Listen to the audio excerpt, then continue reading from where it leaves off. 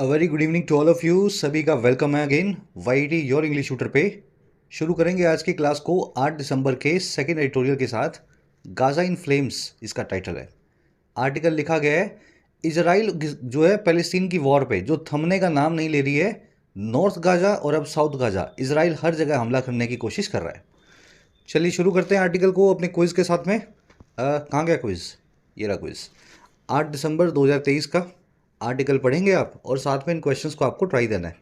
ठीक है, क्लास के लास्ट में आपकी कोशिश ये होनी चाहिए, ऊपर कॉम्प्रिहेंशन, नीचे वोकैब और लास्ट में ग्रामर आप अच्छे से सॉल्व करें और 10 आउट ऑफ 10 आपको मार्क्स मिले। सॉल्यूशंस क्विज के क्लास के लास्ट में करवाएंगे आपको। आइए कुछ नया सीखते हैं।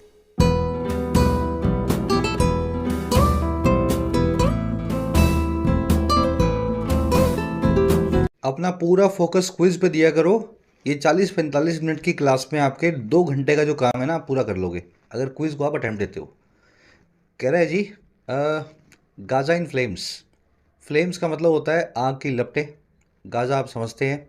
कह रहा है जी पैलेस्टीन का जो टेरिटरी है गाजा, आग में या आग की लपटों में घिरा हुआ है। बात की जा रही है on Israel's expanding offensive. Israel के लगातार बढ़ते हुए, एक्सपेंड करते हुए, दायरे में इंक्रीज होते हुए ऑफेंसिव की बात हो रही है। ऑफेंसिव का मतलब होता है अटैक, असॉल्ट या इन्वेजन। टाइटल पैराग्राफ को देखेंगे, इजराइल का अटैक क्यों एक्सपेंड हो रहा है। कह रहा है जी Israel should not be allowed to extend and expand war against Palestinians. कह रहा है इसराइल नाम के इस देश को अलाउ नहीं किया जाना चाहिए, इसको इजाज़त नहीं मिलनी चाहिए। किस चीज़ की भाई? 2 चीज़ों की। एक तो ये एक्सटेंड करे, एक तो ये लंबा करे, और दूसरा ये एक्सपैंड करे। एक्सपैंड करना यानी बड़ा करना, किसी चीज़ के दायरे को बड़ा करना। कह रहे हैं ना तो इसको एक्सटेंड करने की इजाज़त होनी चाहिए, ना इसको एक्सपैंड करने की होनी चाहिए। इस वॉर को, इस जंग को जो ये पैलेस्टीनियंस के खिलाफ चला रहा है, अगेंस्ट पैलेस्टीनियंस चला रहा है। एक्सटेंड का मतलब है और आगे 2 महीना, 3 महीना, 4 महीना तक ये वॉर करता रहे। और एक्सपेंड का मतलब ये है कि नॉर्दर्न गाजा के साथ साथ सदर्न गाजा पे भी इसराइल हमला कर दे, वेस्ट बैंक पे भी हमला कर दे। तो ना तो टाइम में और ना एरिया में इस वॉर को, इसराइल को बढ़ाना चाहिए। इसराइल सब्जेक्ट है, शुड नॉट बी अलाउड इसकी वर्ब है पैसिव वॉइस में। एक्टिव पैसिव जरूर पकड़ा करो। जब भी वर्ब पकड़ो किस वॉइस में लिखी गई है, ये आपका पहला काम होता है देखना। शुड यहाँ पे हेल्पिंग वर्ब है, बी प्लस में वर्ब की थर्ड फॉर्म लगा करके पैसिव वॉइस बनाया गया है। चलो अब एक सिंपल सा कॉन्सेप्ट आपको बताएंगे। जो बच्चे नए हैं क्लास में, पुराने वाले तो अच्छे से जानते हैं इस कॉन्सेप्ट को, है ना। कॉन्सेप्ट है जी, ये जो आपने देखा ना शुड नॉट बी अलाउड, यहाँ पे ऐसा भी लिखा जा सकता था शुड नॉट बी परमिटेड। ठीक है, अलाउ करना और परमिट करना एक ही बात है। चाहे इसकी V3 लगा दो, चाहे इसकी V3 लगा दो। अच्छा, इनकी जगह पे, दोनों जगह पे आप ऐसा भी लिख सकते थे शुड नॉट बी लेट। लिख सकते थे क्या भाई? लेट वर्ब का मतलब भी यही होता है ना, किसी को अलाउ करना, परमिट करना। ध्यान ये देना है कि लेट वर्ब पैसिव में कभी भी इस्तेमाल नहीं होती। समझ गए? Let verb is not used in passive.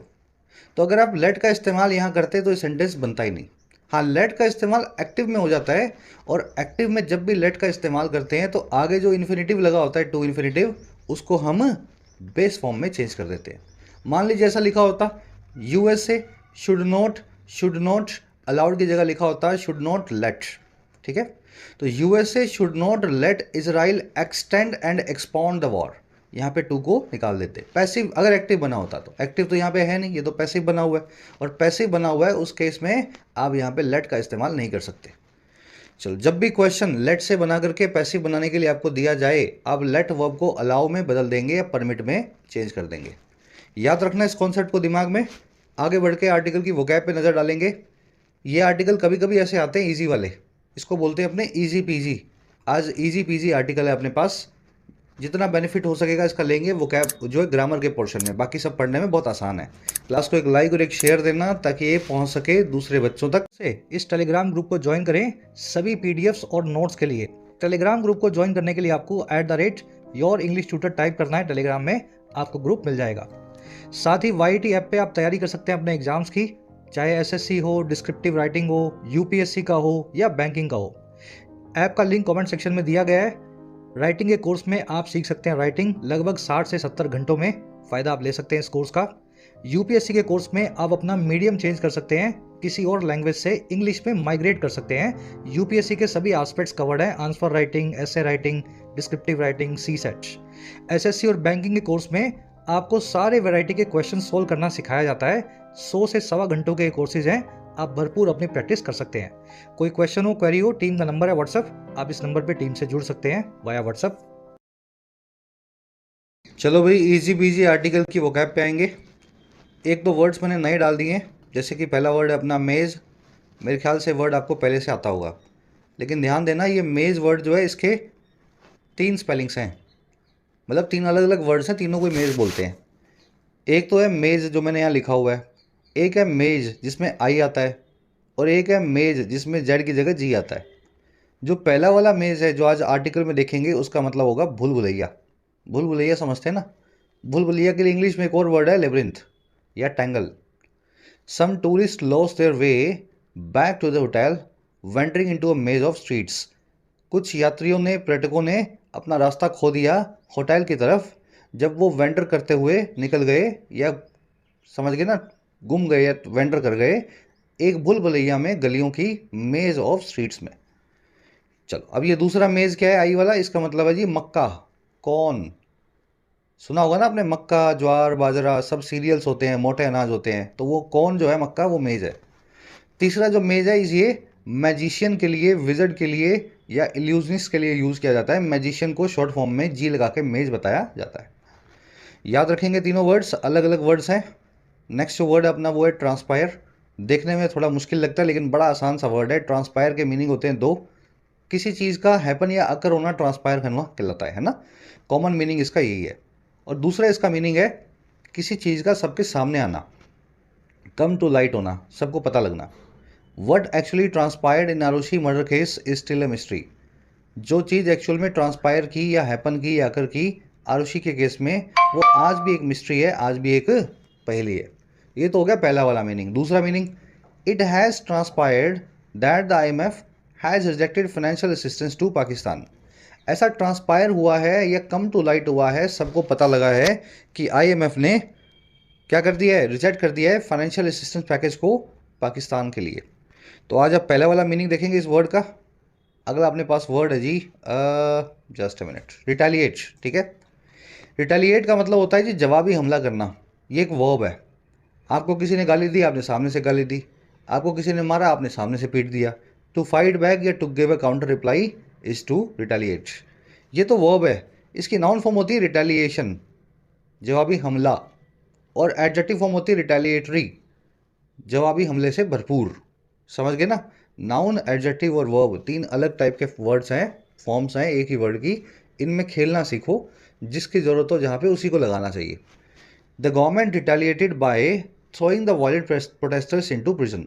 सरकार ने जवाबी हमला किया, रिटेलिएट किया, और कैसे? वायलेंट प्रोटेस्टर्स को, हिंसक प्रदर्शनकारियों को जेल में थ्रो करके, प्रिजन में फेंक करके। स्ट्राइक बैक और पुश बैक इसके सिनोनिम्स हैं। You will see the word retaliate article in the article today. चलिए, अगला वर्ड अपना इम्पेरेटिव। कुछ दिनों बाद आया वर्ड। इम्पेरेटिव का मतलब होता है एक इसेंशियल और जो है अर्जेंट, जो है ड्यूटी, जो होनी ही चाहिए, जिसको करना बहुत ज़रूरी है। अगर दंगे हो रहे हैं तो ये इम्पेरेटिव है पुलिस के लिए कि दंगों को रोके, है ना। अगर फौज का जंग हो रही है कहीं पे बॉर्डर पे, तो इम्पेरेटिव है कि फौजें आगे आएँ और देश की रक्षा करें। तो एक इसेंशियल सी ड्यूटी होती है जो किसी मोमेंट पे वो इम्पेरेटिव होती है। आपका इम्पेरेटिव ये है कि आप मेहनत करके अपना करियर बिल्ड करो, अपने परिवार को और अपने आप को अच्छी पोजीशन पे लाने की कोशिश करो, फाइनेंशियली और हर तरीके से। ये इम्पेरेटिव है। It is an imperative that the government should cut down it's import budget. ये एक इसेंशियल या नेसेसरी ड्यूटी है, अर्जेंट ड्यूटी है कि सरकार अपने इम्पोर्ट बजट को, आयात बजट को कट डाउन करे, उसमें कटौती करे। नेसेसिटी, एक्सीजेंसी, ऑब्लिगेशन, सभी इसके सिनोनिम है। ये वर्ड भी आर्टिकल में देखेंगे। चलिए, लास्ट वर्ड है आज का, Parle.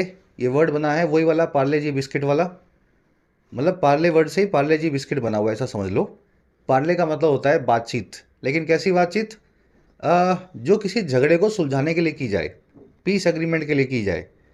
The USA and the Taliban are engaging into fruitless parleys. USA और तालिबान जो है इंगेज कर रहे हैं, बातचीत कर रहे हैं ऐसी पार्लेज में जो फ्रूटलेस है, जिनका कोई, समझ गए ना, कोई अर्थ नहीं निकल रहा, कोई फ्रूट या कोई फल नहीं निकल रहा। बातचीत तो हो रही है लेकिन इसका कोई हल नहीं निकल रहा। पार्ले को निगोशिएशन, टॉक या डायलॉग भी बोला जाता है। आप निगोशिएशन नाम का वर्ड आर्टिकल में देखेंगे। चलिए 5 ही वर्ड्स हैं, 3-4 तो पुराने थे, एक नया है। अब आ जाओ आर्टिकल पे। एक समरी आपको दें किस बारे में लिखा हुआ पता लगे। समरी ये है कि इजराइल रुकने और थमने का नाम नहीं ले रहा, पैलेस्टीन के खिलाफ इस वॉर को आगे बढ़ा रहा है। पहले तो नॉर्दर्न गाजा पे इजराइल ने हमला किया, उसको कब्जे में लिया। अब इजराइल बढ़ रहा है सदर्न गाजा पे। सवाल ये है कि नॉर्थ और साउथ अगर दोनों पे इजराइल हमला कर देगा तो पैलेस्टीनियन सिविलियंस का क्या होगा, जो 16,000 से ज़्यादा जो अभी तक मारे जा चुके हैं। मतलब वहाँ पे 16,000 की तो मौत हो चुकी है, इसके अलावा भी तो होंगे ना काफ़ी लाखों। तो ये जाएंगे कहाँ ये, अगर नॉर्थ और साउथ दोनों पे इजराइल हमला कर देगा तो। अब इस वॉर को थमने का, ये रुकने का रीज़न ये भी है, ना रुकने का, कि इजराइल पे यूएसए का कोई प्रेशर नहीं है। यूएसए कह तो रहा है इजराइल को वॉर ख़त्म करो, लेकिन साथ साथ खूब सारे वेपन्स भी दे रहा है कि मारो इनको, है ना, खदेड़ो। हमारा आर्टिकल यही कह रहा है कि वक्त आ गया है कि वर्ल्ड पावर्स मिल करके इजराइल पे प्रेशर बनाएं, नहीं तो इस वॉर का बहुत बुरा अंत होगा। वो आप देखेंगे आर्टिकल में, सारी जो है सिचुएशंस आपको बताई गई हैं। आज की टोन है कंसर्न दिखा रहा है वॉर को बढ़ता हुआ देख करके। चलिए शुरू करते हैं। बहुत इजी आर्टिकल है, इसलिए थोड़ा सा ग्रामर पे अपने जोर डालेंगे। वो कैब भी बहुत इजी है। कह रहे 2 months after Israel launched its attack on Gaza following Hamas's October 7 cross-border raid in which some 1,200 Israelis were killed. The tiny Palestinian enclave with raised buildings, a maze of rubble, and unprecedented human suffering looks battered. Sentence लंबा है लेकिन ठीक है, छोटे छोटे piece करके पढ़ना है। कह रहा है जी 2 महीने बाद। किसके 2 महीने बाद भाई? जब इजराइल ने लॉन्च किया अपने अटैक को। कहाँ लॉन्च किया अटैक को? ऑन गाजा, गाजा भट्टी पे। अच्छा कब किया ये अटैक? इजराइल ने ऐसे ही नहीं कर दिया, इसने किया बाद में, यानी फॉलोइंग। और किसके? हमास नाम के इस रिवोल्यूशनरी ग्रुप के अक्टूबर 7 की क्रॉस बॉर्डर रेड के।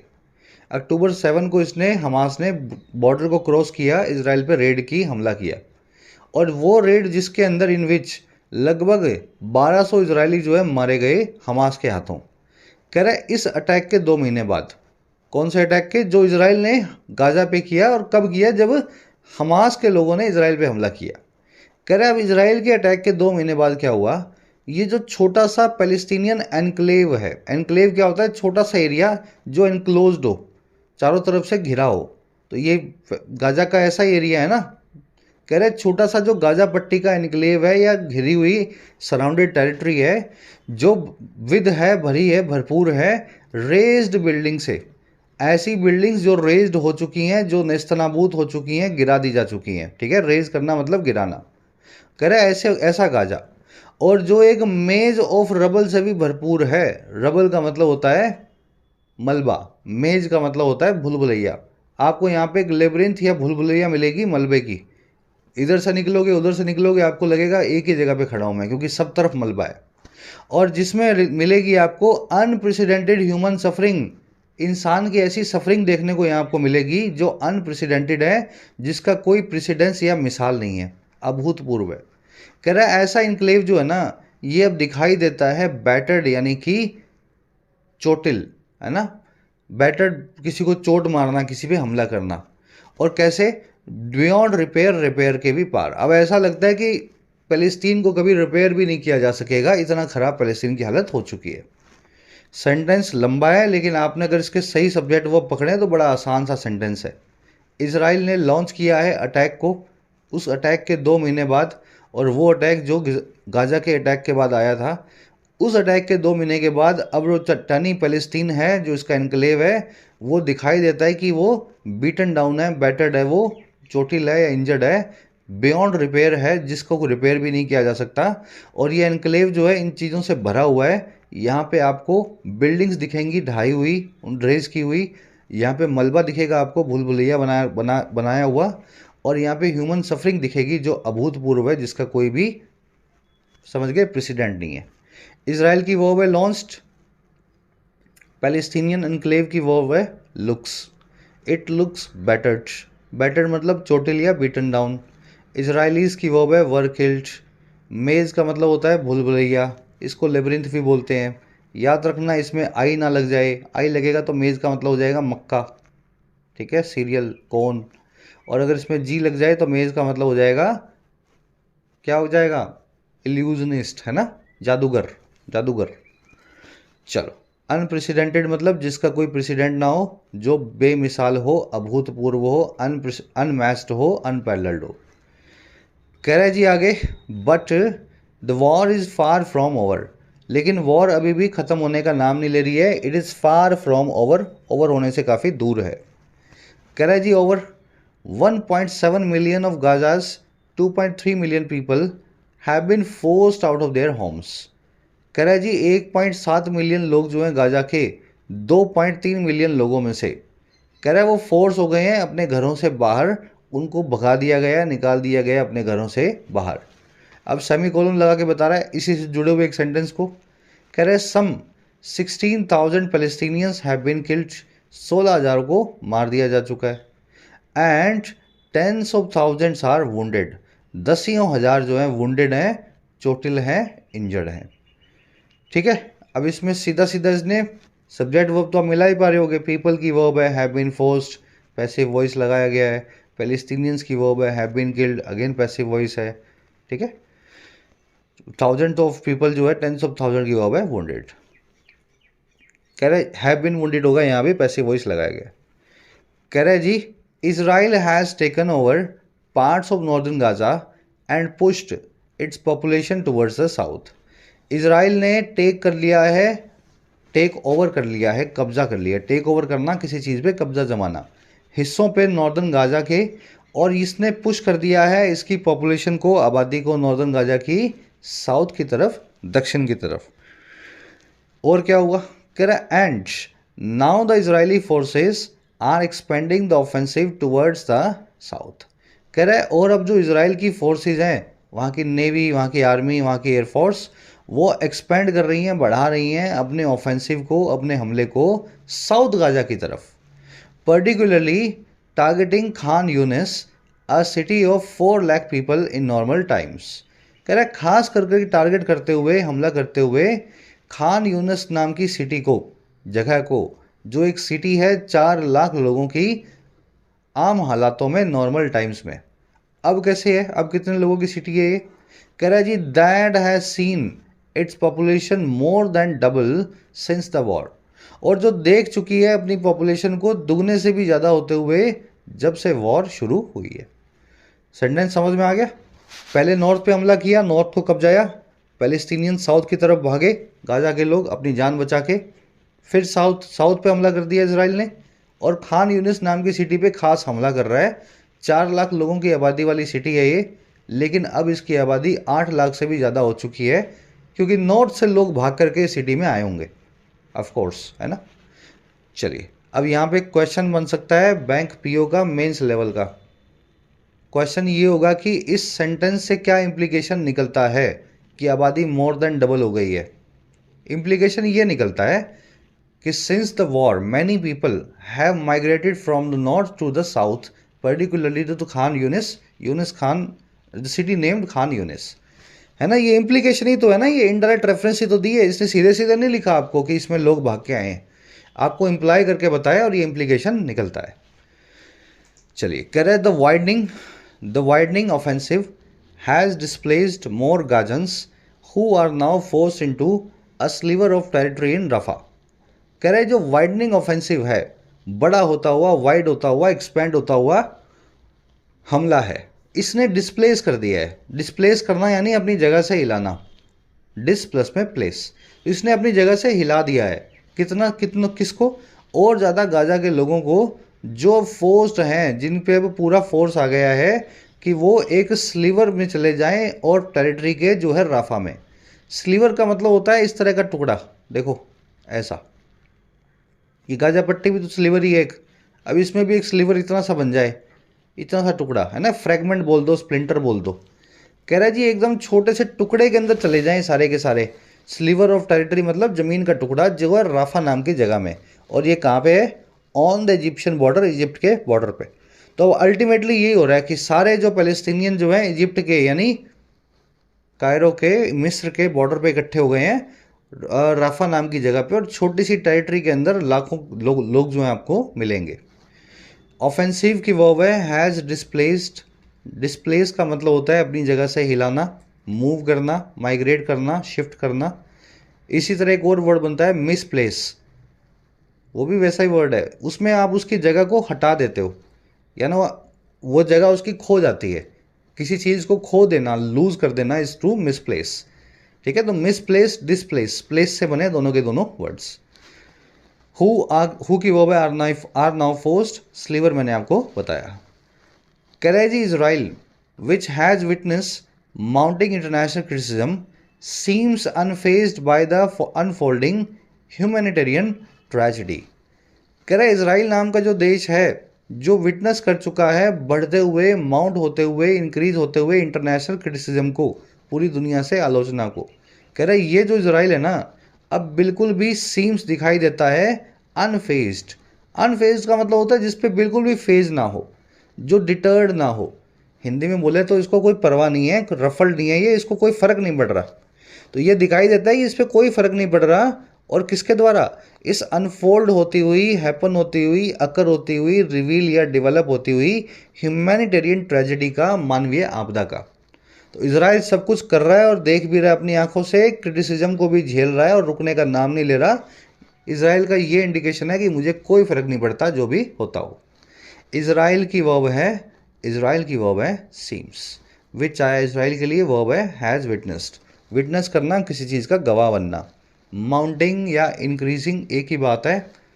अनफेज्ड यानी जिस पे कोई फर्क ना पड़े, जो अनरफल्ड हो, जो ठीक है ना, वेटर्ड हो, बेस मतलब समझ गए ना, परवाह ना करने वाला। कह रहे जी prime minister Netanyahu says Israel will continue the war until its goals are met. Netanyahu जो पीएम इजराइल के, वो ये कहते हैं कि इजराइल कंटिन्यू करेगा, जारी रखेगा इस वॉर को जब तक इसके गोल्स मेट ना हो जाएं। जब तक ऐसा ना हो, अनटिल इसके जो गोल्स हैं, सारे ऑब्जेक्टिव हैं, वो पूरे ना हो जाएं। और वो क्या ऑब्जेक्टिव है, डैश लगा के बताएगा, आइफन लगा के। Primarily the dismantling of Hamas, जो मुख्यतः है, प्राइमरली है डिसमेंटल करना, ख़त्म करना, डिसबैंड करना, तोड़ देना हमास नाम के इस ग्रुप को। तो ये इनका कहना है कि हमास जब तक ख़त्म नहीं होगा तब तक ये चलता रहेगा, इसको हम रोकने वाले नहीं हैं।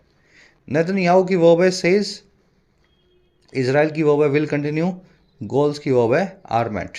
अनटिल का इस्तेमाल किया गया है। अनटिल का मतलब है जब तक ऐसा ना हो। ठीक है, जब तक ऐसा ना हो, ना हो। इस ना पे जोर क्यों दे रहा हूँ? ना पे जोर इसलिए दिया जा रहा है सर, अनटिल में नोट लग जाता है ऑलरेडी, इसलिए अनटिल के बाद में नोट लगाने की गलती कभी ना करें। Until its goals are not met, जब तक इसके गोल्स ना मीट हों। ये ना वाला मीनिंग पहले ही अनटिल दे चुका है आपको। अनटिल का मतलब है जब तक ऐसा ना हो। तो यहाँ पे नोट लगाते ही सेंटेंस आपका गलत हो जाएगा। इस फॉर्मूला को याद रखना है, अनटिल के बाद, अनलेस के बाद और लेस्ट के बाद। ठीक है, जब तक ऐसा ना हो अनटिल, अगर ऐसा ना हो अनलेस, कहीं ऐसा ना हो, कहीं ऐसा ना हो लेस्ट। चलो समझ आ गया ना कॉन्सेप्ट, अलग से लिख करके नहीं लाया हूँ मैं, वैसे ही बता रहा हूँ मैं। बहुत बारे कॉन्सेप्ट आपसे जो है शेयर कर चुके हैं अपने। अब आओ नेक्स्ट जो है पैराग्राफ पे। कह रहे when Israel stormed the Al Shifa hospital in northern Gaza, it's claim was that Hamas command centre was located in underground bunkers. कह रहे जब इसराइल ने स्टॉर्म किया, स्टॉर्म मतलब तूफान की तरह हमला करना, जब इसराइल ने तूफान की तरह अटैक किया, स्टॉर्म किया अल शिफा मॉस्क पे, कैपिटल जो है हॉस्पिटल, अल शिफा हॉस्पिटल पे जो है नॉर्दर्न गाजा में, तब इसका क्लेम ये था कि हमास का एक कमांड सेंटर था, वो लोकेटेड था अंडरग्राउंड बंकर्स में, हॉस्पिटल के नीचे के बंकर्स में। इसराइल की वर्ब है स्टॉर्म्ड। ठीक है, क्लेम की वर्ब है वॉज, कमांड सेंटर की वर्ब है वॉज लोकेटेड। लोकेटेड यहाँ पे एक्चुअल में एडजेक्टिव है, वॉज यहाँ पे जो है वर्ब है। कह रहे जी weeks after raiding the enclave's largest military facility, Israel is yet to provide any proof. कह रहे कई हफ्तों बाद भी रेड करने के या हमला करने के गाजा के इस छोटे से इनक्लेव की लार्जेस्ट मेडिकल फैसिलिटी को, सबसे बड़े हॉस्पिटल को, अल शिफा हॉस्पिटल की बात हो रही है। कह रहा है हफ्ते बीत जाने के बाद भी इसराइल अभी भी पेंडिंग है, येट है, बाकी है कि ये प्रोवाइड करे किसी प्रूफ को, किसी सबूत को, और किस चीज़ का, that it was a command centre, कि ये कमांड सेंटर ही था जिस पे इन्होंने हमला किया। तो मोस्ट प्रोबेबली देख करके ये लगता है कि इसराइल को ऐसा लगा था कि कमांड सेंटर है, लेकिन कमांड सेंटर निकला नहीं, इन्होंने हॉस्पिटल पे खाली बेली हमला कर दिया। निकला होता कमांड सेंटर तो इसराइल बताता ना कि देखो हमने मारा इतने हमास वालों को, नीचे सेंटर था। आज भी इसराइल ने कोई प्रूफ नहीं दिया। इसराइल की वर्ब है इज, इट की वर्ब है was. Karen, now the IDF claims that top Hamas leaders, including Yahya Sinwar, are based in southern Gaza. कह रहा है अब जो है IDF ऐसा क्लेम करता है। IDF क्या है? इजरायली डिफेंस फोर्स, इसराइल की फोर्सेस है ना, वहाँ की फौजें। अब इसराइल की फौजें ये क्लेम करती हैं कि हमास के जो टॉप लीडर्स हैं, जिसमें शामिल है याया सिनवार भी, वो सब बेस्ड हैं सदर्न गाजा में, वहीं पे वो छुपे हुए हैं। कह रहा है the word did nothing when Israel turned northern Gaza into what the UN called a graveyard of children. कह दुनिया ने कुछ नहीं किया, वर्ड डिड नथिंग। और कब? जब इसराइल ने टर्न कर दिया, बदल दिया नॉर्दर्न गाजा को, और किस चीज़ में? एक ऐसी चीज़ में, इनटू व्हाट, एक ऐसी चीज़ में, इनटू व्हाट, जिसको यूएन ने कॉल किया या बुलाया बच्चों का कब्रिस्तान या ग्रेवयार्ड ऑफ चिल्ड्रन। यानी कहने का मतलब है जब इसराइल ने गाजा को बच्चों का कब्रिस्तान बना दिया, बच्चों की इतनी मौतें वहाँ होने लगी इसराइल के हमलों की वजह से, दुनिया ने कुछ कहा नहीं, कुछ किया भी नहीं। The word did nothing. Word की वर्ब है डिड, इसराइल की वर्ब है टर्न्ड, यूएन की वर्ब है कॉल्ड। ग्रेवयार्ड यानी सेमेट्री है ना, इसको गॉड्स एक्ड भी बोलते हैं, कब्रिस्तान को ग्रेवयार्ड बोला जाता है। ठीक है, सेमेट्री जो है कब्रिस्तान का ही सिनोनिम है। ये एडियम याद रखना, बहुत बार आपसे पूछ भी चुके हैं। कब्रिस्तान के लिए यूज़ की जाती है गॉड्स एकड़। एक ग्रामर कॉन्सेप्ट है यहाँ पे इस सेंटेंस में, थोड़ा सा फ्लो बना लो, फिर इस कॉन्सेप्ट पे वापस आएंगे। पूरा ही कर लेते हैं अपने आर्टिकल, फिर इस कॉन्सेप्ट को देखते हैं। Carrot should not be allowed to repeat the same in the south. अब यही चीज़ जिसको रिपीट करने को अलाउ नहीं होना चाहिए साउथ में भी, कहीं ऐसा ना हो साउथ में भी ये औरतों बच्चों का कब्रिस्तान बना दे इसराइल। करे the war has already expose tensions in America support for Israel's war. कह रहा है ये वॉर ने ऑलरेडी पहले से ही एक्सपोज कर दिया है उन टेंशंस को जो अमेरिका के सपोर्ट को लेकर के हैं इसराइल वॉर में। दुनिया जो है अब चिंता जता रही है कि अमेरिका इतना सपोर्ट क्यों कर रहा है इसराइल को, इतने वेपन्स हर जगह क्यों बांट रहा है, उधर यूक्रेन को, इधर इसराइल को, सारी वॉर्स जो हैं इसके वेपन से ही चल रही हैं। वॉर की वर्ब है हैज़ एक्सपोज्ड। अब देखो अमेरिका के होम मिनिस्टर जब इसराइल गए तो उनका क्या कहना था। कह रहे secretary of state Anthony Blinken travel to Israel last week and reportedly told the war cabinet that the conflict should end in days not in months.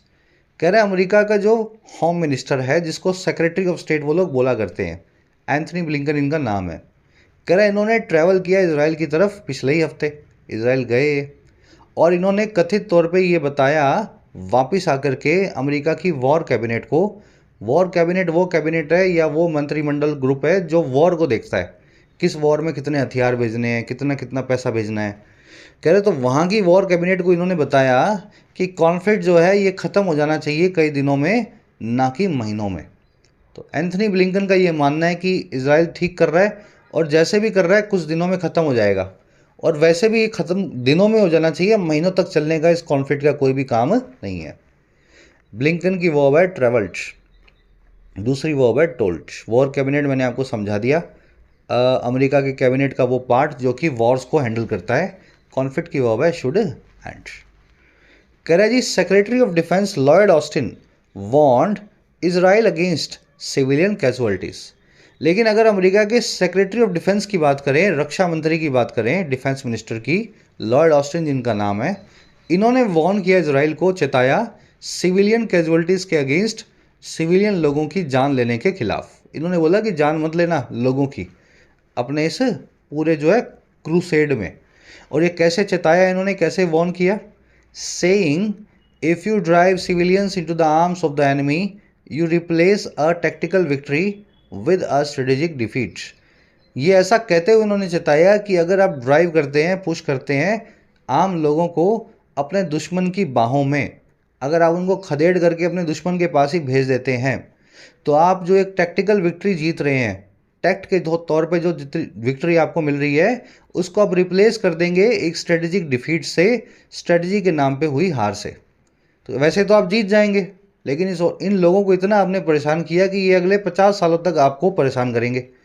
जब आप किसी को परेशान करते हो तो आपके एनिमी की तरफ वो जाएगा, आपके एनिमी से मिल करके वो आपको परेशान करने फिर कभी ना कभी आएगा। एज ए स्प्रिंग है ना, स्प्रिंग को दबाओगे तो उछल के आएगा। तो अभी तो आपको विक्ट्री मिल रही है, लेकिन इस विक्ट्री को आप डिफीट में तब्दील कर दोगे आम आदमी की जान लेकर के गाजा में। तो ये अमेरिका के रक्षा मंत्री की सलाह थी इजराइल को। लॉयड ऑस्टिन इनका नाम है, इनकी वर्ब है वांट, यू की वर्ब है ड्राइव, यू की वर्ब है रिप्लेस। कह रहे जी but these warnings are not enough, लेकिन ये वार्निंग्स जो है इनफ नहीं है, अपने आप में काफ़ी नहीं है। क्यों भाई? कह रहे the US continues to send aid to Israel and president Joe Biden still refuses to call for a ceasefire. कह रहे यूएस जारी है एड सेंड करना, मदद भेजना इजराइल को, और जो यूएस के प्रेसिडेंट है जो बाइडन, वो अभी भी मना कर रहे हैं कॉल फॉर करने को, बुलाने को, डिमांड करने को एक सीज फायर को, युद्ध विराम को। सीज फायर क्या होता है? जब दोनों पार्टियां जो है शांत हो जाती हैं, एकदम गोलीबारी बंद हो जाती हैं। तो यूएस का प्रेसिडेंट चाहता है कि ये वॉर अभी भी चले और पैसा और जो है वेपन इजराइल को हम भेजें। अमेरिका की वर्ब है कंटिन्यूस, ठीक है। बाइडन की वर्ब है रिफ्यूजेस। कह रहा है जी the violence has already triggered regional tensions with Hezbollah firing rockets into Israel. ये वायलेंस पहले से ही ट्रिगर कर चुकी है इस पूरे रीजन में टेंशंस को, तनाव को, हिजबुल्ला नाम के इस टेररिस्ट ग्रुप के या इस रिवोल्यूशनरी ग्रुप के फायर करने के साथ ही रॉकेट्स को इजराइल पे। और साथ में क्या? एंड द लेटर रिटेलिएटिंग, और लेटर के यानी बाद वाले के, इजराइल के रिटेलिएट करने के साथ ही, रिटेलिएट करना यानी पुश बैक करना, जवाबी हमला करना। तो टेंशंस ऐसे बढ़ती जा रही हैं। हिजबुल्ला भी जो है हमास के साथ मिलकर के इजराइल पे हमला कर रहा है, ईरान की तरफ से, ईरान से है ना हिजबुल्ला। और साथ में क्या हो रहा है? And the Houthis of Yemen launching drones and missiles towards Israel. Yemen से जो हाउथी रिबेल्स हैं ये भी लॉन्च कर रहे हैं ड्रोन्स और मिसाइल्स को इजराइल की तरफ, which are mostly being intercepted by American systems. जो ज़्यादातर इंटरसेप्ट किए जा रहे हैं, रोका जा रहा है, जिनको स्टॉप या होल्ड किया जा रहा है। इंटरसेप्ट करना है नहीं, बीच में आ जाना, रोक देना, अमेरिका के सिस्टम्स के द्वारा, अमेरिका के वॉर वेपन्स के द्वारा। समझ आ गई? तो इस वॉर में हिजबुल्ला जो है ईरान से वो भी कूद चुका है, यमन से हाउती रिबेल्स हैं वो भी हमास के साथ आ गए हैं। अमेरिका अगर बीच में ना खड़ा हो इनको बचाने के लिए, इजराइल को हेल्प करने के लिए, तो इजराइल तो 3 फ्रंट से वॉर लड़ रहा है, 3 जगह पे इसको अपनी बचाव करना पड़े। अमेरिका खड़ा ना जब तक, तब तक उनको दिक्कत ही नहीं हुई। वायलेंस की वॉर है, हैज़ ट्रिगर्ड, रिटेलिएट करना यानी जवाब करना, हमला करना, जवाबी। विच आया है ड्रोन्स और मिसाइल्स के लिए जो हाथीज़ ने फेंकी है, हाथी रिबेल्स हैं यमन में, और इसकी विच आया इनके लिए, और इसकी वर्ब है आर बीइंग इंटरसेप्टेड। कह रहा है an end to its the violence in Gaza has become imperative. एक अंत जो है वायलेंस का गाजा में, अब वो एक ज़रूरी चीज़ बन चुका है, इम्पेरेटिव बन चुका है फॉर रीजनल स्टेबिलिटी, इस पूरे रीजन में स्टेबिलिटी या समझ गए ना, स्थिरता के लिए। इम्पेरेटिव आप समझते ही हैं, जरूरी चीज़, इसेंशियल और नेसेसरी ड्यूटी, जो चाहिए ही चाहिए वो है इम्पेरेटिव। कह रहा है जी Israel is unlikely to pause the offensive on its own. Israel बहुत असंभावित है, अनलाइकली है कि ये रोक देगा इस पूरे हमले को अपने आप, ऑन इट्स ऑन। खुद तो इजराइल नहीं रोकने वाला है, इजराइल की वर्ब है इस। तो कैसे रोकेगा भाई? कह रहा है but the US and other major regional powers should press Israel and Hamas to restart negotiation. कह रहे लेकिन यूएस को और दूसरी रीजनल पावर्स को, मेजर पावर्स को दबाव डालना चाहिए, प्रेस करना चाहिए, फोर्स करना चाहिए इजराइल और हमास दोनों को, कि वो फिर से शुरू करें अपनी जो है निगोशिएशन को, पार्ले को, बातचीत को।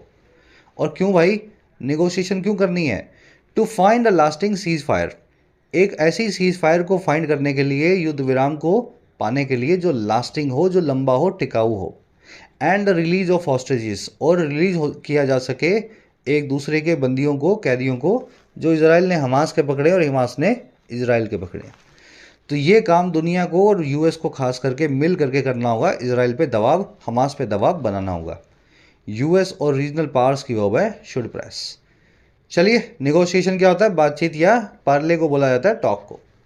सिंपल सा आर्टिकल था, एक कॉन्सेप्ट तो रह गया, फटाफट देख लेते हैं। ये ऑन वाला तो आप समझते ही हैं। ऑन से पहले हमेशा पैसिव लगेगा और पॉजेसिव लगेगा। Its own, your own, my own, our own. अगर ऑन एक नाउन या एडजेक्टिव है तो, अगर ऑन एक वर्ब है तो उस केस में नहीं लगाना। और जो कॉन्सेप्ट आपको अलग से करवाना है वो है वट वाला। यहाँ पे वट क्यों लगा, चलो आराम से देख लेते हैं 5 मिनट लगा करके। अपने पास 4 रिलेटिव प्रोनाउंस होते हैं इंग्लिश में, हु, विच, दैट और वट। हु का इस्तेमाल तब होगा जब एंटीसीडेंट जो है हु का, जिसके लिए हु आया है, वो एक प्रॉपर नाउन हो और ह्यूमन हो। विच तब होगा जब वो प्रॉपर नाउन हो लेकिन नॉन ह्यूमन हो। दैट तब होगा जब वो प्रॉपर नाउन हो ही ना, कॉमन नाउन हो, चाहे ह्यूमन हो चाहे नॉन ह्यूमन हो। और वट तब होगा जब एंटीसीडेंट इनविजिबल हो। अब आप सुन रहे होंगे, सोच रहे होंगे सर ये एंटीसीडेंट कहाँ से ले आए पकड़ के आप, क्या होता है एंटीसीडेंट, थोड़ा समझते हैं। भाई एंटीसीडेंट वर्ड से आपको डर लग रहा है, लेकिन यहाँ बड़ा इजीली आप पकड़ पाओगे एंटीसीडेंट क्या होता है। The committee is headed by Ratan Tata, who, which, that या what is a renowned industrialist. Committee headed by Ratan Tata के द्वारा, जो एक जाने माने इंडस्ट्रियलिस्ट हैं। देखो यहाँ पे जो भी चीज़ लगेगी वो रतन टाटा के लिए लगेगी। रतन टाटा ही तो इंडस्ट्रियलिस्ट है, कमिटी थोड़ा इंडस्ट्रियलिस्ट है।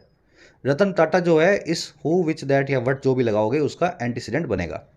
रतन टाटा अपने आप में एक प्रॉपर नाउन है और ह्यूमन है, इसलिए मुझे यहाँ लगाना चाहिए हु। समझ गए? ऐसे आपको एंटीसीडेंट पकड़ना है और उसके हिसाब से अपना रिलेटिव प्रोनाउन चूज करना है। फिर देखो, most passengers book flights with a layover in Dubai, who, which, that या what is known for its huge shopping malls. ज़्यादातर जो पैसेंजर्स हैं वो ऐसी फ़्लाइट बुक करते हैं जिसमें ले ओवर हो, जिसमें थोड़ा आराम हो, दुबई में 4-6 घंटे का बीच में रुकावट हो, है ना। और ये दुबई क्या है, ये जाना जाता है अपने बड़े बड़े शॉपिंग मॉल्स के लिए। दुबई के लिए, दुबई को एंटीसीडेंट बना करके एक आपको रिलेटिव प्रोनाउन यूज़ करना है। दुबई क्या है, एक प्रॉपर नाउन है, जगह का नाम है, लेकिन नॉन ह्यूमन है, तो यहाँ लग जाएगा विच। ठीक है, इजी वे में करवा रहा हूँ और ये इजी क्वेश्चन ही बनाए हैं मैंने, हार्ड वाले भी देखना भी बनेंगे।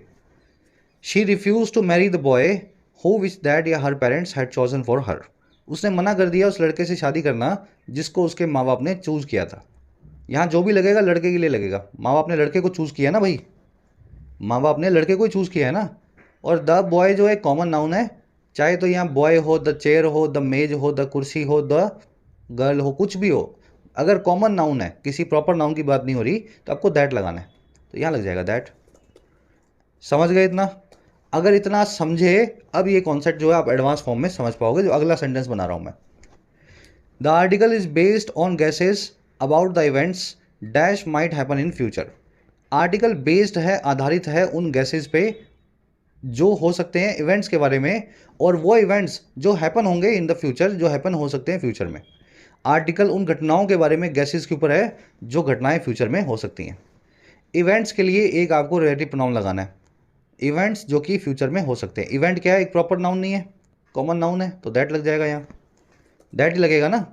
लेकिन अगर इस सेंटेंस में मैं इवेंट्स निकाल दूं और मैं ऐसा लिख दूं, the article is based on gases about who, which, that या माइट या what might happen in the future.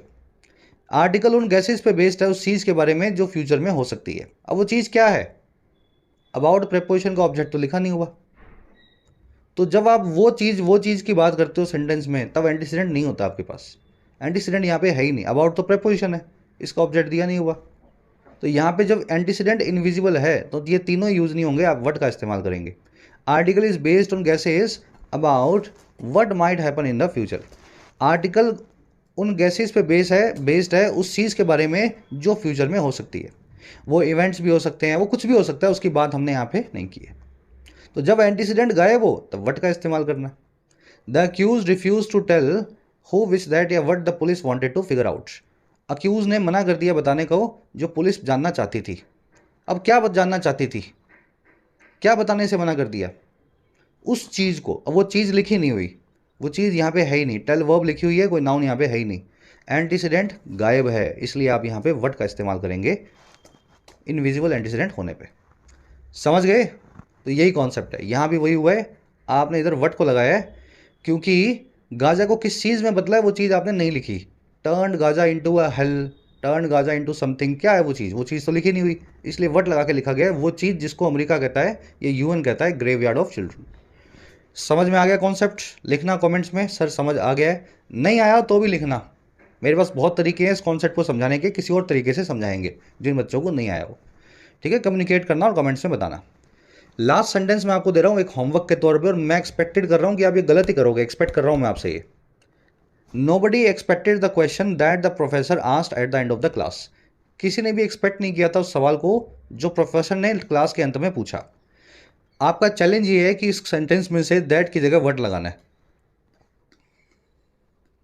कैसे इस सेंटेंस को आप चेंज करेंगे? किसी वर्ड को हटाएंगे, उड़ाएंगे, जो भी करना चाहें वो करें, और दैट की जगह वट का इस्तेमाल करके दिखाएं।